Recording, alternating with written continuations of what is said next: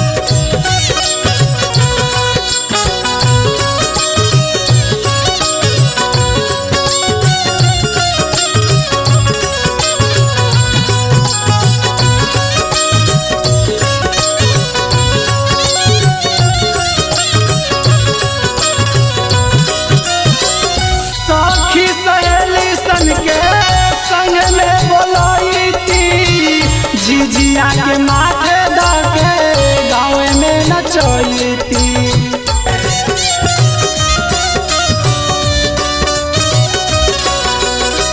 सखी सहेली सन के संग में बोलैती। झिझिया के माथे धके गाँव में नचैती, बड़का भैया से कह के मंगवाईती, नेहवा के दुआरा खेले जाईती, नेहवा के दुआरा खेले जाईती। भाभी झिझिया पर नाम लिखवाईती, दक्षिण टोला खेले जाईती।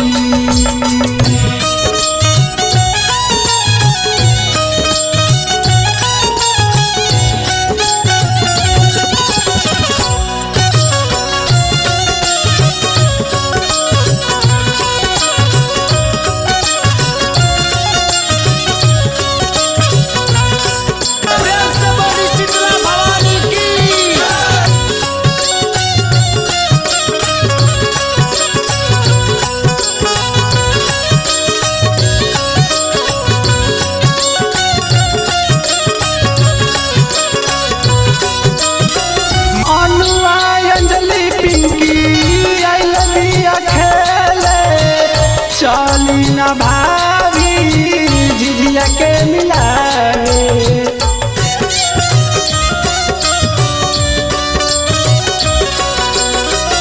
अनुआ अंजलि पिंकी आई लविया खेले।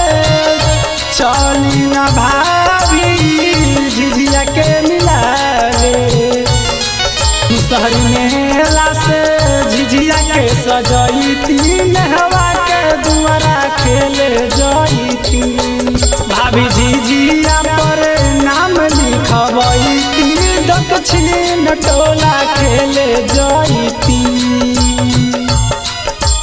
प्रेम से बड़ी कौड़ी कामाख्या वाली मैया की।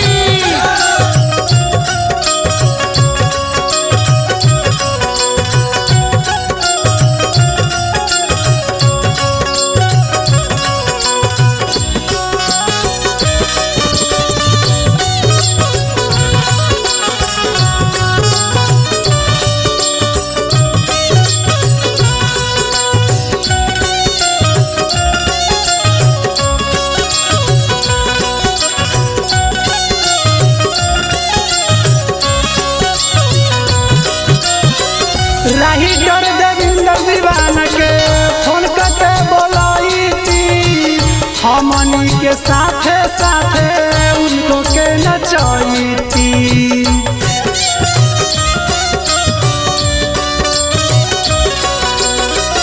राही कर देविंदर दीवाना के फोन करके बोलाईती, हमनी के साथे साथे उनको के नचाईती।